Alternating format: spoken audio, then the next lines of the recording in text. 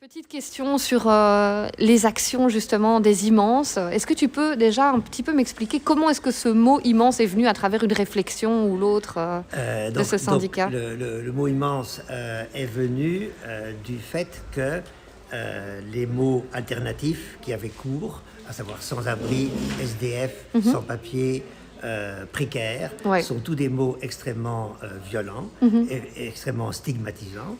Ils ne rappellent pas qu'il s'agit de personnes et ils limitent la personne à un problème, à une situation négative. Or, bien sûr, les immenses sont dans une merde matérielle énorme, ils ne le nient pas, mais ils ne sont pas que ce problème. Il ne faut pas confondre être dans la merde et être une merde. Et donc, il était important de trouver un mot qui dise qu'il y a un souci, ici matériel, que ce sont des individus, d'où le I de immense, et puis un côté positif, ici en français, c'est non sans exigence, mais nous avons décliné ce mot immense, cet acronyme, dans plusieurs autres langues. Par exemple, en néerlandais, c'est gigant. Geweldig individu in gigantische armoede, maar niet zonder trots. Donc, des super gars qui sont dans une pauvreté terrible, mais qui ne sont pas sans fierté.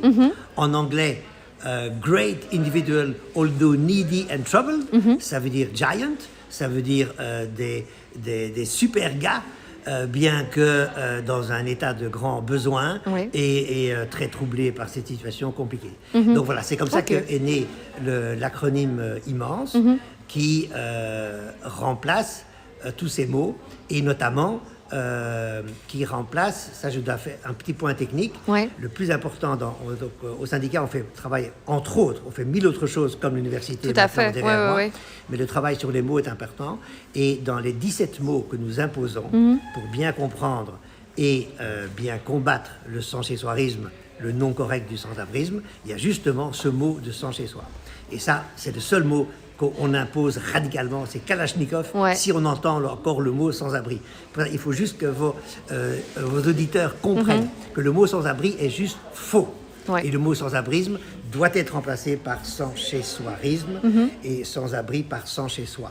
Pourquoi? Parce que le point commun entre toutes ces personnes, qu'on appelle très mal sans-abri, c'est que ce n'est pas qu'elles ont ce soir pas d'abri.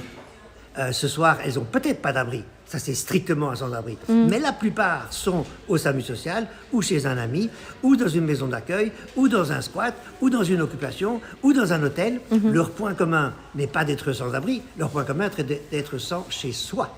Et donc, parlons, ça c'est radical, parlons de personnes sans chez soi. Si on accepte le combat politique et le diagnostic politique des immenses, on dit même plus sans chez soi, on dit les immenses.